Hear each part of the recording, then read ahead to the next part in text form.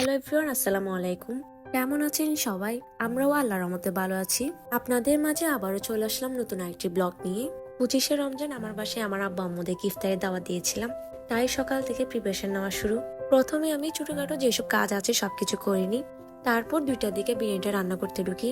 ওই দিন রান্নাবান্নার কাজে আমার হাজবেন্ড আমাকে অনেক হেল্প করেছে। আমার বাসায় যতবারই মেহমানদের জন্য খাবার দাবার রান্না করি, ও প্রতিটা কাজে আমাকে খুব হেল্প করে। যেমন বিরিয়ানির মধ্যে মাংসটা সবসময় ওই দেয়, মাংস দেওয়ার পর ও সব নিজেই ঠিকঠাক করে দিবে। মাশাআল্লাহ, রান্নাঘরে অনেক কাজ ও নিজ থেকে করে ফেলে। আমরা দুইজন মিলেই সবসময় কাজ করি। বাসায় যখন অনেক বেশি রান্না বান্না করতে হয়, কোনো সময় আমার মন খারাপ হয় না, কারণ হচ্ছে আমার হাজবেন্ড আমাকে কোনো না কোনো কাজে একটু হলেও হেল্প করবে।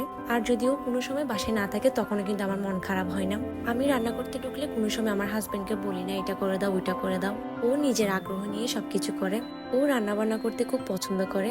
বলতে গেলে এটা একটা আল্লাহর রহমত। আসলে ভালোই লাগে যখন জামাইরা বউদেরকে হেল্প করে। মাশাআল্লাহ, আর বেশি তারিফ করব না, বেশি তারিফ করা কিন্তু আবার ভালো না, তখন আবার নজর লেগে যাবে।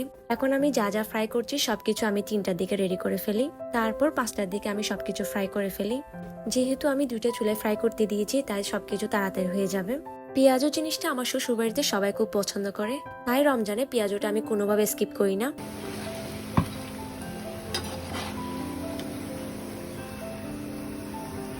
আমার বাজার পুরো প্রায় শেষের দিকে। একটু পর দেখে আমার আব্বা আম্মুরা চলে আসে।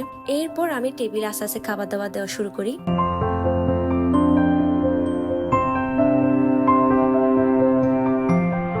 সেই দিন বারকুট ফুড জাংশন থেকে ইফতার আইটেমগুলো নিয়ে আসি। ওদের এই ইফতার আইটেমগুলো অনেক মজা ছিল। টেবিলে সব ইফতার আইটেম দেওয়া শেষ।